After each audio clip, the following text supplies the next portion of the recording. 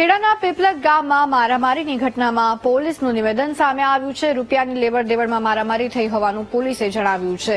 વિકાસ આહિરે મિત્ર દેવ આહિરના રૂપિયા સિદ્ધાર્થ રબારીને આપવાના હતા। 10 લાખની લેતી દેતીમાં વિકાસ અને સિદ્ધાર્થ વચ્ચે વેર પાંગર્યો હતો। બંને પક્ષે સામસામે ફરિયાદ કરતા પોલીસે કુલ 8 શખ્સોને પકડ્યા।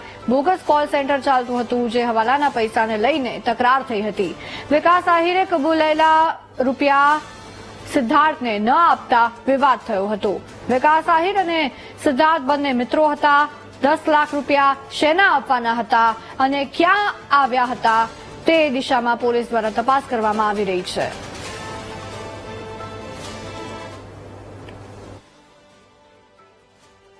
જે બંને સામસામે મુખ્ય આરોપી છે એ બંને મિત્રો હતા અને ખૂબ લાંબા સમયથી બંને વચ્ચે મિત્રતા હતી, પરંતુ આશરે 10 લાખ રૂપિયાની કોઈ લેવડ દેવડ હતી અને લેવડ દેવડ બાબતમાં એ લોકોને મનદુખ થતા એકબીજા સાથે ફોનથી પણ ઉશ્કેરાટ કરેલા, સોશિયલ મીડિયાથી પણ એકબીજાને ઉશ્કેરાટ કરેલા અને આ ઘટના બનેલી, જેની અંદર બંને પક્ષે ગુના દાખલ થયા છે। ટોટલ 8 આરોપી પકડાયેલા છે કે કોઈ આ જે પૈસાની મેટર છે એ કોઈ પણ પ્રકારના હવાલાના પૈસા કોઈને આપવાના હતા અને નથી આપ્યા એ એના મૂળમાંથી ઉદ્ભવેલું છે। આ માટે એલસીબી ને અને એસઓજી ને પણ આજે લોકલ પોલીસની સાથે રહી એના મૂળમાં જાય એ પ્રકારના પ્રયત્નો કરવામાં આવેલા છે।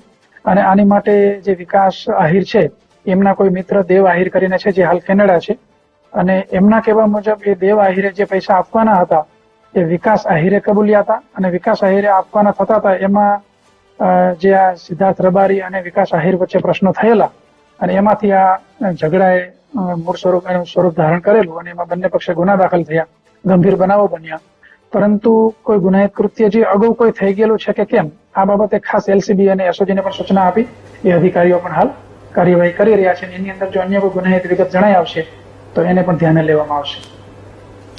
સંવાદદાતા સંદીપ રાજપૂત આ મામલે ફોન લાઈન પર જોડાયા છે। સંદીપ, જે રીતના રૂપિયાની લેતી દેતીમાં બે મિત્રો બાખડી પડ્યા અને પોલીસ દ્વારા હવે કાર્યવાહી કરવામાં આવી રહી છે, શું હતો સમગ્ર મામલો?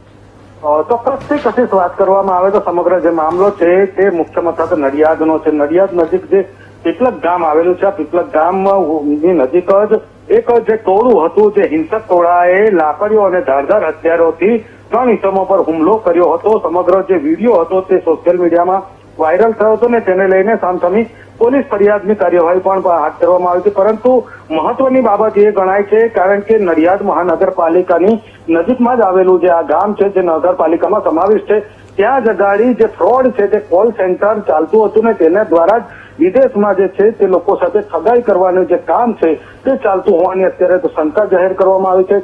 સમગ્ર જો મામલાની વાત કરવામાં આવે તો જે આ હુમલો કરવામાં આવ્યો હતો તે 10 લાખની લેતી દેતીમાં હુમલો કરવામાં આવ્યો હતો, કારણ કે જે વિકાસ આહિર છે તેને દેવ આહિર નામનો જે ઈસમ છે જે કેનેડા સ્થિત છે તેના પાસેથી 10 લાખ રૂપિયા કબૂલ્યા હતા અને આ જે રૂપિયા છે તે સિદ્ધાર્થ રબારીને આપવાના હતા, પરંતુ સિદ્ધાર્થ રબારીને આ રૂપિયાનું ચૂકવણું નહીં થવાના કારણે જે આ હુમલો છે તે કરવામાં આવ્યો હતો। સિદ્ધાર્થ આહિર અને સિદ્ધાર્થ રબારી અને વિકાસ આહિર બંને ગાઢ મિત્રો હતા, પરંતુ જે રૂપિયાની લેતી દેતી છે તેની વચ્ચે બંને વચ્ચે ખટરાગ હતો ને તેને લઈને જ હુમલો કરવામાં આવ્યો હતો। સમગ્ર મામલાની જો વાત કરવામાં આવે તો નડિયાદ રૂરલ પોલીસ મથકે 3 અને 5 એમ કરીને 8 આરોપીઓ વિરુદ્ધ સામસામી ફરિયાદ દાખલ કરવામાં આવી છે।